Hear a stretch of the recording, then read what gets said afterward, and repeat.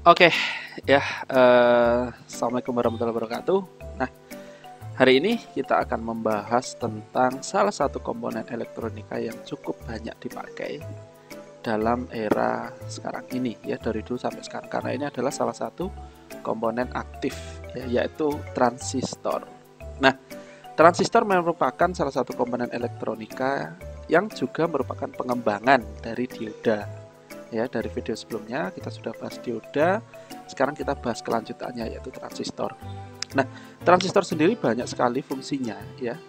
Walaupun diantaranya ada dua yang utama, yaitu sebagai penguat, kemudian yang kedua adalah sebagai saklar. Nah, ingin tahu lebih detailnya bagaimana transistor itu bekerja dan bagaimana fungsi transistor itu digunakan dalam elektronika? Yuk kita lihat video berikut ini.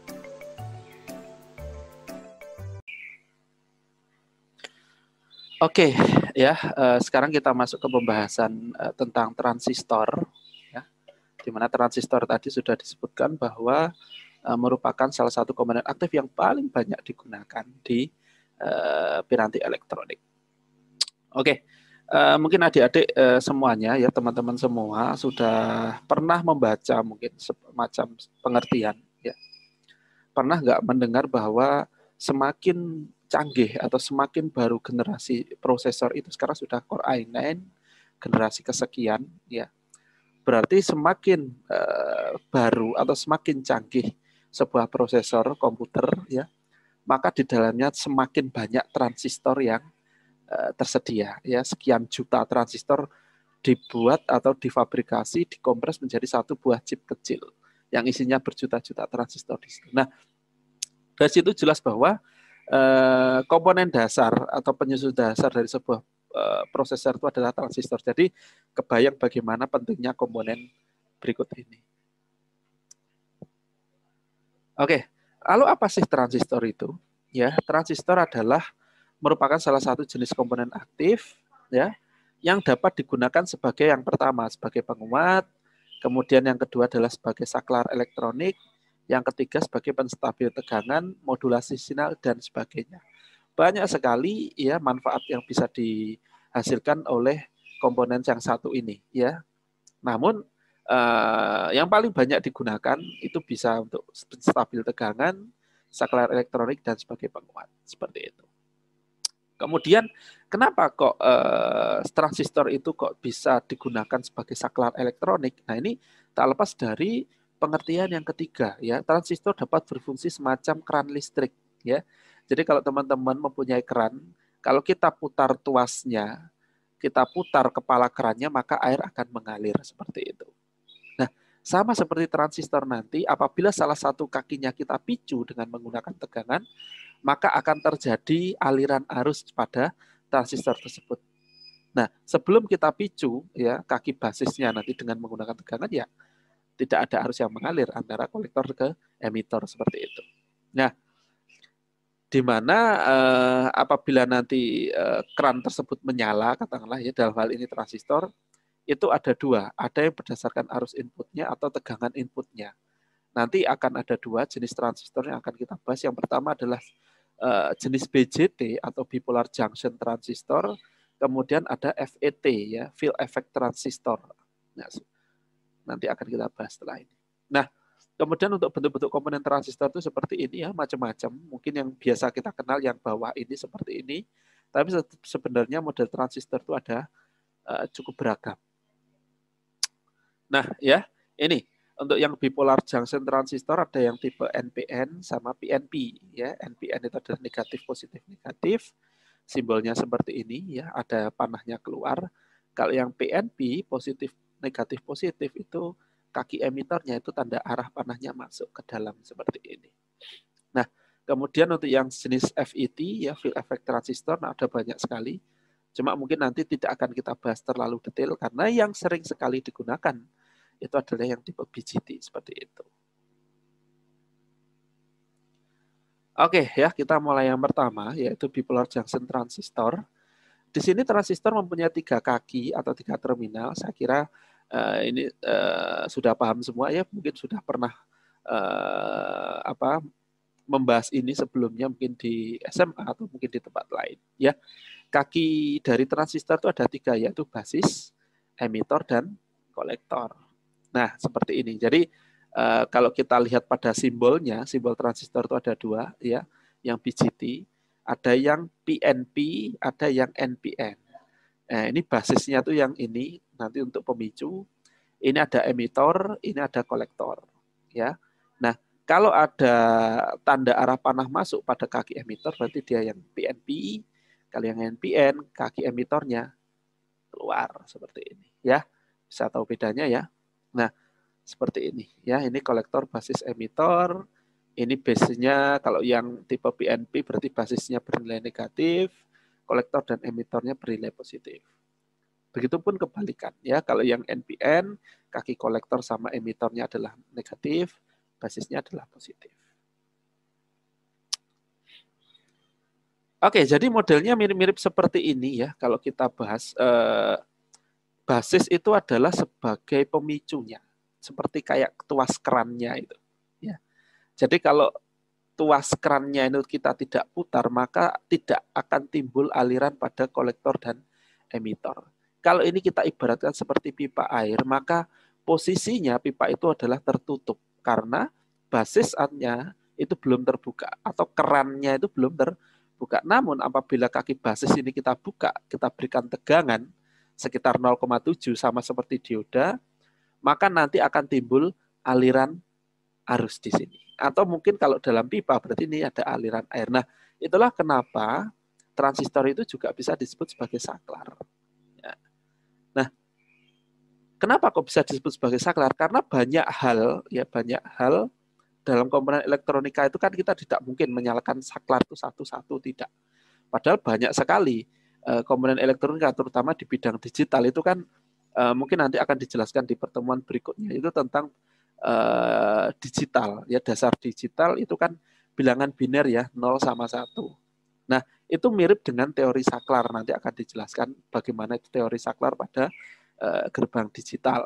Nah, itu siapa eksekutornya? Itu adalah transistor, ya. Jadi ada transistor di situ yang secara otomatis akan menjadi saklar.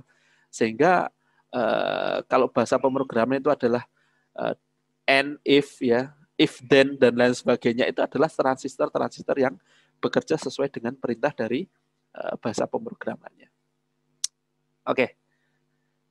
Ini ya transistor bipolar junction transistor tadi ya, merupakan jenis transistor yang paling banyak digunakan dalam rangkaian elektronik, ya.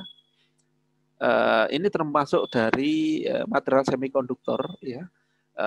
Kebanyakan sih silikon dan germanium. Jadi 2 itu saja yang cukup banyak dipakai ya, material 2 itu. Nah, kalau kita lihat di sini memang ada kecenderungan, bukan kecenderungan sih, bahwa transistor sebenarnya adalah pengembangan dari dioda, ya. Kalau dioda di pertemuan berikutnya itu kan terdiri dari 2 buah kaki ya, anoda dan katoda, di mana anoda itu adalah yang positif, katoda itu adalah yang negatif. Nah, kalau transistor NPN itu seakan-akan itu adalah sebuah dioda yang dipasang secara seri, namun kaki anodanya saling bertemu seperti ini. Jadi ini adalah positif, ya, ini anoda yang tengah, ini yang kedua ujungnya adalah katoda, seperti itu.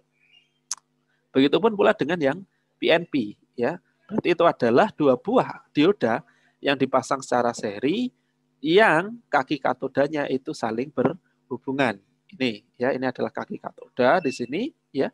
Ini adalah anodanya. Jadi katodanya adalah negatif, anodanya adalah positif. Kalau kita gabung menjadi PNP. Kira-kira seperti itu.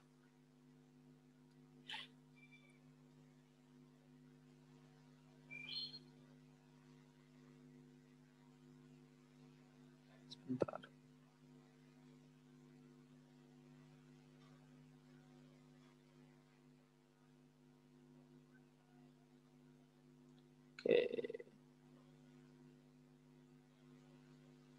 Oke, ya tadi ada kesalahan teknis sebentar.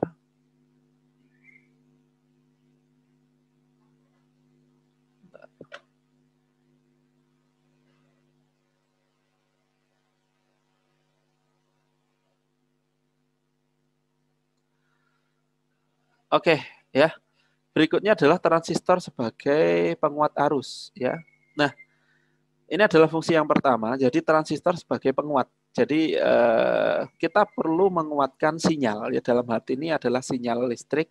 Jadi kalau adik-adik mungkin pernah bagaimana suara kita pada saat kita arahkan ke mic, gitu ya, suara yang seperti ini misalnya. Tapi pada saat kita arahkan ke mikrofon, kemudian pakai amplifier pada seperangkat sound system, maka suara kita akan menggelegar. Ya, bagaimana itu bisa? Karena ada komponen yang namanya amplifier, penguat. Nah, pada amplifier biasanya ada transistor di situ untuk menguatkan sinyal. Jadi yang suara kita yang awalnya kecil itu menjadi besar. Ya, kira-kira seperti itu. Ya, ini. Jadi fungsi lain dari transistor adalah sebagai penguat arus. Karena fungsi ini, maka transistor bisa dipakai untuk rangkaian power supply dengan tegangan yang diset. Nah, untuk keperluan ini transistor harus dibias tegangan yang konstan pada basisnya supaya pada emitor keluar tegangan yang tetap. Biasanya untuk mengatur tegangan basis supaya tetap digunakan sebuah dioda Zenernya ini supaya input pada kaki basis itu stabil tegangannya, maka digunakan dioda Zener. Nah, ini salah satu fungsi elektronika yang paling banyak digunakan di dunia elektronik ya adalah penguat. Nah, transistor sebagai penguat ini banyak kita temukan pada rangkaian preamp mic, ya, penguat pada mikrofon, preamp head, penguat pada head. Biasanya kalau teman-teman punya VCD, kaset mungkin zaman dulu ya, itu ada komponen namanya head. Kalau pada VCD, PlayStation itu kan ada namanya optik ya. Bagaimana optik itu nanti dia akan membaca data yang ada pada CD ya. Kemudian nanti bisa diolah menjadi bentuk gambar, suara, dan lain sebagainya. Nah, itu optik. Kalau dia tugasnya hanya membaca saja, tapi untuk penguatnya biasanya ada transistor untuk menguatkan. Ya, ada mixer juga. Jadi mixer di sini bukan untuk memixer adonan, bukan, tapi ini untuk mixing. Ya, untuk mixing, modulasi sinyal, dan sebagainya. Kemudian untuk echo, tune control, amplifier, dan lain sebagainya. Ini adalah fungsi dari transistor untuk penguat. Nah, transistor sebagai penguat itu ada 3 jenis, ada yang common base, common collector, sama common apa tadi? Ya, common base, common emitter, sama common collector. Nah, ini yang pertama adalah common base, digunakan untuk penguat tegangan. Pada rangkaian ini emitter merupakan input dan kolektor adalah output. Nah, kita lihat pada rangkaian seperti ini, ya, basisnya di ground kan. Ini adalah kaki basis, ya. Kaki basis di sini nanti masuk ke ground, ya. Dia ada resistor di sini, namun nanti dia akan masuk ke ground. Kemudian inputnya itu mulai masuk melalui kaki emitter, outputnya masuk melalui kaki kolektor. Kemudian VCC-nya ini adalah tegangan positif dan tegangan negatifnya. Bisa dilihat ini antara di kaki kolektor, ya. Kemudian ini di kaki emitor untuk yang tegangan negatif. Nah, jika ada rangkaian elektronik seperti ini, berarti dia tergolong penguat yang common base. Nah, lalu apa fungsinya dari common base itu? Karakteristiknya seperti ini. Jadi karakteristiknya untuk yang common base, isolasi input dan output tinggi sehingga feedback lebih kecil. Jadi pada dunia elektronik kadang kita tidak menghendaki feedback, ya. Feedback itu semacam kayak sinyal tapi yang dia kembali lagi sehingga nanti akan menjadi noise, ya. Nah, ini sangat tidak kita inginkan karena noise itu kan pasti akan mengganggu kualitas baik itu audio maupun video. Nah, kemudian yang kedua cocok sebagai preamp karena mempunyai impedansi input tinggi yang dapat menguatkan sinyal kecil. Jadi sinyal yang kecil sekali itu bisa kita kuatkan dengan menggunakan preamp. Ya, jadi preamp itu tetap sinyal kecil kita kuatkan, cuma mungkin tidak akan besar sekali, tapi kita menjaga kualitas dari input tersebut walaupun kecil, tapi kita manfaatkan, kita kuatkan, tapi dengan kualitas yang tetap baik. Ya, kemudian dapat dipakai sebagai penguat frekuensi tinggi. Ya, frekuensi tinggi kita tahu ya sudah megahertz, itu sudah frekuensi tinggi, terutama untuk kebutuhan transmisi gelombang radio dan lain sebagainya. Kemudian dapat dipakai sebagai buffer ya atau penyangga ya seperti itu. Jadi karena dia secara fungsi buffernya bagus ya, bukan buffering itu ya, penyangga buffer dalam hal ini supaya impedansinya atau maaf feedbacknya itu kecil. Jadi kualitas tetap bisa kita jaga. Kemudian penguat yang kedua adalah penguat jenis common emitter ya. Penguat jenis common emitter digunakan untuk penguat tegangan ya. Pada rangkaian ini emitornya ini di-ground-kan, kolektor itu merupakan output, dan inputnya itu melalui kaki basis. Nah, kalau teman-teman menjumpai rangkaian seperti ini di skema rangkaian elektronik, maka ini adalah tergolong rangkaian yang common emitter. Lalu apa sifatnya dari common emitter? Nah, ini sinyal output berbeda fase 180 derajat. Nah, itu kalau kita gunakan, ini ada sambungannya dengan materi berikutnya, yaitu tentang operasional amplifier. Karena sinyal itu pada dasarnya diolah, ya. Kalau teman-teman melihat sinyal pada trafo flyback atau mungkin pada televisi, itu kalau kita lihat pada osiloskop itu sinyalnya itu sebenarnya tidak sinusoidal. Ya, ada yang bentuknya zigzag, ada yang sinyalnya bentuknya didesain atau dimodifikasi sedemikian rupa yang awalnya adalah gelombang sinus. Nah, salah satu cara untuk kita memodifikasi sinyal adalah dengan menggunakan transistor. Karena di sini fasenya berbeda 180 derajat. Bisa jadi yang awalnya positif, kita kuatkan menggunakan transistor yang common emitter, outputnya menjadi negatif. Karena dibalik ya 180 derajat. Memungkinkan adanya osilasi akibat feedback, kemudian sering dipakai sebagai penguat audio untuk frekuensi rendah. Jadi kalau untuk yang common base awalnya tadi untuk penguat frekuensi tinggi, jadi bagus untuk treble, kalau ini bagus untuk bass. Ya, jadi kalau untuk supaya bassnya itu keren, ya suara bassnya yang jedung gitu ya, yang frekuensi rendah itu mantap, berarti kita pakai penguat yang jenis common emitter. Oke. Kemudian yang terakhir adalah penguat jenis common collector, ya. Bentuknya seperti ini adalah rangkaian skema rangkaiannya. Kalau yang jenis common collector itu basisnya itu menjadi input, ya, inputnya dari basis. Kemudian outputnya itu dari kaki emitter. Nah, kalau seperti ini adalah jenis yang common collector, ya. Kemudian tegangannya menuju tegangan sumbernya VCC-nya di kaki kolektor seperti itu. Kalau yang seperti ini sinyalnya tetap satu fase, tidak dibalik, ya. Penguatan tegangannya kurang dari 1, ya. Penguatan arus sama, ya. Ada HFE, ada beta DC namanya, itu adalah kemampuan penguatan transistor, ya. Cuma kita tidak bahas itu di sini.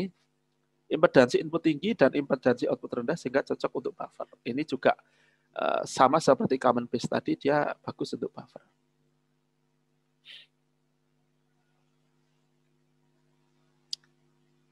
Oke, ya, ini saya kira tadi sudah di awal, ya, tentang bagaimana simbol transistor itu. Nah, ini kalau kita lihat, ini adalah contoh transistor yang menguatkan sinyal namun dia berbeda fase 180 derajat. Jadi seperti ini. Ini adalah sinyalnya awal, ya. Ini adalah gelombang awalnya masuk, ya. Masuk transistor dikuatkan, nanti dia akan dikuatkan ini jadi lebih besar. Secara ukuran yang awalnya sinyalnya gedenya segini, dikuatkan menjadi besarnya segini, gitu kan. Misalnya ini 2 kali lipat lah. Nah, tapi kalau kita lihat ini ada perubahan fase. Ini adalah positif, ya. Ini positif, negatif, tapi setelah dikuatkan dia dibalik. Ya, berbeda fase 180 derajat itu maksudnya seperti ini. Jadi dia menjadi negatif ke positif. Nah, kenapa kok gelombang itu perlu dibuat seperti ini? Ya, ini untuk modifikasi sinyal. Ya, jadi sinyal itu juga perlu dimodifikasi. Jadi ya salah satu komponen yang digunakan untuk memodifikasi sinyal itu adalah transistor seperti ini.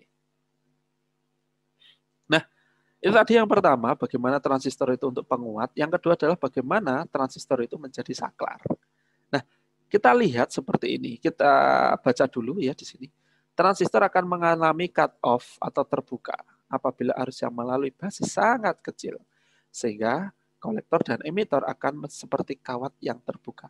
Jadi kalau pada sebuah rangkaian listrik tertutup atau rangkaian terbuka, berarti artinya kalau rangkaian listrik itu tertutup, maka arus mengalir. Seperti saklar ini, ya. Ini namanya adalah rangkaian terbuka atau saklarnya terbuka. Kalau saklarnya terbuka, maka arus tidak akan bisa mengalir karena ini terbuka. Kalau ini tertutup, berarti dia arus akan dapat mengalir. Nah, itulah yang yang mendasari bahwa transistor itu bisa menjadi sebuah saklar elektronik. Ya, seperti ini. Oke. Nah, transistor akan mengalami jenuh apabila arus yang melalui basis terlalu besar. Sebenarnya bukan terlalu besar sih, melewati ambangnya. Kalau memang pada transistor itu sekitar 0,7 volt misalnya, sama seperti dioda, maka arus itu akan mengalir antara di sini, ya, antara kolektor emitor itu akan terjadi aliran arus, ya, karena basisnya ini saklarnya sudah dibuka, maaf, sudah ditutup, dipencet, kira-kira seperti itu, atau kerannya itu sudah seperti dibuka sehingga timbul aliran. Ya seperti itu, ya, prinsip sebagai saklar. Ya kira-kira saya kira ini juga sama, ya. Transfer pada saklar mungkin seperti mudahnya kayak tadi yang sudah saya sampaikan, ya. Kita analogikan aja seperti keran air, itu semakin gampang.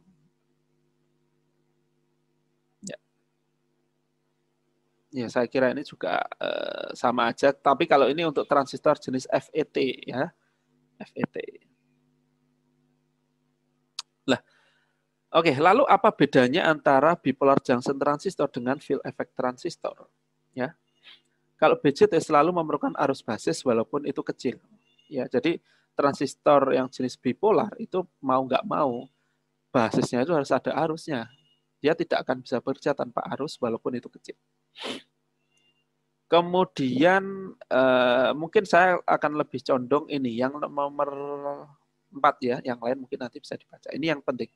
Teknologi modern pembuatan IC, ternyata dimensi transistor FET bisa dibuat sangat kecil sehingga IC saat ini berdasarkan transistor jenis FET. Nah, kalau yang jenis bipolar itu yang bentuknya yang kaki 3 tadi. Tapi kalau FET itu bisa dipabrikasi hingga menjadi ukuran yang sangat kecil, ukuran nano, ya. Sehingga kalau pada kaki IC, pada komponen IC, komponen prosesor, mikroprosesor, dan lain sebagainya, kalau disebutkan bahwa di dalamnya terdiri dari jutaan transistor, maka itu adalah transistor jenis FET. Ya, itu mungkin sudah beda lagi, ya. Mungkin bukan ranah kita bagaimana FET itu bisa dibuat sangat kecil, itu nanti urusannya di teman-teman di teknik elektronika. Tapi paling tidak di kita cukup tahu saja bagaimana BJT dan FET itu di fungsinya atau penempatannya di bagian mana. Ya, kalau pada kaki BJT, transistor jenis bipolar itu ada basis kolektor emitor, base current, kolektor current, ya, kolektor emitter voltage. Tapi kalau yang jenis FET itu adalah kakinya ada 3, yaitu gate, drain, sama source, ya. Nah, ada ini. Sama base sama gate itu hampir-hampir mirip. Kalau pada transistor FET, kalau gate-nya ini kita tidak picu, maka tidak ada aliran, ya, antara source dengan drain-nya. Sama, ini juga kerannya itu di sini. Gate-nya ini, jadi gate-nya kalau kita tidak berikan arus atau tegangan, ya sama aja, kerannya tidak akan terbuka dan arus tidak akan lewat.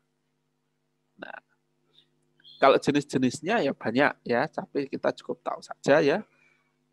Jenis transistor FET, ya, ada GFET, MOSFET, PMOS, NMOS, ya. Ya, itu sudah ranah keilmuan yang lain. Oke, ini ya bentuk transistor FET, ada yang modelnya seperti ini juga, cuma tidak banyak, ya. Oke, ini saya kira juga sama tadi, ya, bagaimana gate ini apabila kita berikan tegangan maka arus itu akan mengalir seperti ini. Oke, kemudian untuk simbol-simbol transistor, ya, saya kira ada 2 yang sering banyak digunakan, ada germanium sama silikon, ya. Kemudian ini rangkaian transistor sebagai penguat arus yang inputnya sekian, outputnya jadi sekian, ya. Ini rangkaian yang paling sederhana. Jadi kalau kita mau membuat sebuah rangkaian penguat sendiri, sebenarnya nggak banyak komponen yang kita butuhkan nih. Ada berapa nih? 1, 2, 3, 4, 5, 6, 7. Hanya 7 komponen saja yang terdiri dari 4 resistor, 2 kapasitor, dan 1 transistor. Nah, inputnya apa? Terserah, ya. Sinyal input itu terserah. Kita bisa menggunakan sensor apapun di sini, ya. Kita bisa menggunakan sensor pH, kita bisa menggunakan mikrofon. Mikrofon itu kan juga transducer, ya. Ya, mirip-mirip sensor, karena apa? Karena dia menangkap getaran mekanis, ya. Dalam hal ini suara, gitu, ya. Ya, yang awalnya kecil nanti ini outputnya apa Pak? Ya outputnya kalau ini mikrofon berarti ini adalah loudspeaker. Ya, semudah itu. Ya, semudah itu kita bisa menggunakan transistor untuk penguat. Kalau untuk transistor sebagai saklar ya bisa banyak aplikasinya nih untuk pintu otomatis, bisa untuk motor DC atau untuk solenoid valve. Jadi motor DC kan putaran ya. Putaran itu bisa kita atur tinggi rendahnya, ataukah dia mau kebalik putarannya berlawanan arah jarum jam atau searah, ya cukup dengan menggunakan transistor. Kita utak-utik aja. Karena tadi transistor juga bisa membalik fase kan gitu. Kalau fasenya dibalik 180 derajat berarti putaran roda atau putaran dinamo motor listrik juga bisa kita balik dengan menggunakan transistor tadi. Nah, kemudian untuk solenoid valve berarti kita bisa membuka katup itu dengan debit yang sesuai kita inginkan gitu loh. Mau dibuka setengah, separuh atau full bisa. Ya kita bisa atur ya. Jadi teknologi sekarang itu semua kan serba otomatis. Misalnya pada pompa injektor pada motor, mobil itu kan sekarang teknologinya injeksi ya, ada ECU juga yang semuanya diatur oleh ECU. Berarti di dalamnya ya pasti ada transistor juga di situ untuk mengatur berapa banyak pengeluaran dari bahan bakar. Nah, dari situ ya. Mungkin nanti teman-teman bisa eksplor sendiri ya, melihat video-video lain bagaimana transistor itu dimanfaatkan. Oke, ini yang terakhir ya. Ini untuk fungsi transistor yang terakhir yaitu untuk PWM ya, pulse width modulation. Nah, di sini ini ada beberapa motor ya, motor DC di sini yang nanti putarannya bisa kita atur dengan menggunakan rangkaian transistor seperti ini ya. Kita dulu pernah menggunakan ini untuk membuat robot sederhana. Kalau teman-teman pernah membuat robot yang namanya line follower, bagaimana robot itu berjalan mengikuti garis, ya kita juga bisa menggunakan yang model seperti ini ya, transistor seperti ini. Karena yang kita butuhkan adalah putarannya. Kalau mau belok ke kanan berarti roda kanan mungkin nanti akan berhenti, roda yang kiri nanti akan tetap berputar, maka dia akan belok ke kanan. Nah, PWM atau transistor pulse width modulation ini juga digunakan pada drone. Bagaimana drone itu adalah naik, turun, belok kanan, belok kiri kan itu kan tergantung pada putaran baling-balingnya. Kalau salah satu putarannya kenceng, salah satunya lagi putarannya rendah, pasti dia akan berbelok. Seperti itu. Ya, jadi monggo nanti kalau teman-teman mau mendesain sebuah drone atau robot sendiri itu bisa dengan menggunakan transistor. Cuma mungkin agak susah ya. Karena ini kan teknologi lama sebenarnya. Kalau teknologi baru sudah menggunakan IC yang sudah compact menjadi satu komponen yang compact gitu ya, tidak terlalu rumit. Kita tinggal inputkan saja datanya. Kira-kira seperti itu. Oke, saya kira itu untuk pertemuan kita hari ini. Kita ketemu lagi di pertemuan berikutnya. Terima kasih. Wassalamualaikum warahmatullahi wabarakatuh.